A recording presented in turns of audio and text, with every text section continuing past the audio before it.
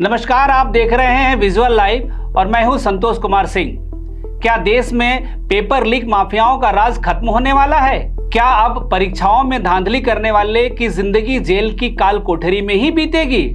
सरकार द्वारा लाया गया नया बिल तो कुछ ऐसा ही इशारा कर रहा है। यह बिल संसद के दोनों सदनों में पास हो चुका है। अब इसे राष्ट्रपति द्रौपदी मुर्मू के पास मंजूरी के लिए भेजा जाएगा।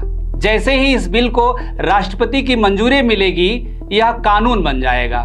नीट पेपर लीक कांड के बाद देश भर में उठे छात्रों के आक्रोश को देखते हुए सरकार यह बिल लाई है। इस नए कानून में पेपर लीक करने वाले के खिलाफ ऐसे सख्त प्रावधान किए गए हैं जिन्हें सुनकर ही अपराधियों के रूह कांप जाएंगी। आइए जानते हैं इस बिल में कौन कौन सी ऐसे कड़े प्रावधान किए गए हैं जो पेपर लीक जैसे घटनाओं में शामिल होने वाले की जिंदगी बर्बाद कर देंगे। इस कानून के तहत परीक्षा में धांधली करने वाले किसी भी व्यक्ति को कम से कम 5 साल और अधिकतम 10 साल की जेल हो सकती है। वहीं अगर मामला किसी संगठित गिरोह से जुड़ा है तो वह सजा की अवधि 7 साल से 10 साल तक की होगी। जुर्माने के मामले में भी सरकार ने कोई नरमी नहीं बरती है।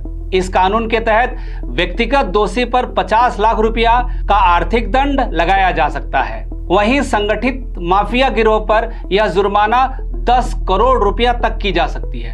इतना ही नहीं, परीक्षा आयोजित करने वाले कंपनियों और एजेंसियों पर भी शिकंजा कसा गया है। लापरवाही बरतने वाले टेक कंपनियों पर 5 करोड़ रुपया तक का जुर्माना और उसके जिम्मेदार अधिकारियों को 10 साल तक की जेल हो सकती है। इस कानून में प्रश्न पत्र चोरी करना, प्रिंटिंग या वितरण में छेड़छाड़ करना और कंप्यूटर सिस्टम में अनधिकृत पहुंच बनाने को भी स्पष्ट रूप से गंभीर अपराध माना गया है। नए बिल में 2 महीने के भीतर जांच पूरी करने का प्रावधान है और कोर्ट को 3 महीने के अंदर फैसला भी सुनाना है। यानी अब ऐसा नहीं होगा कि कोर्ट सालों साल तक केस चलता रहे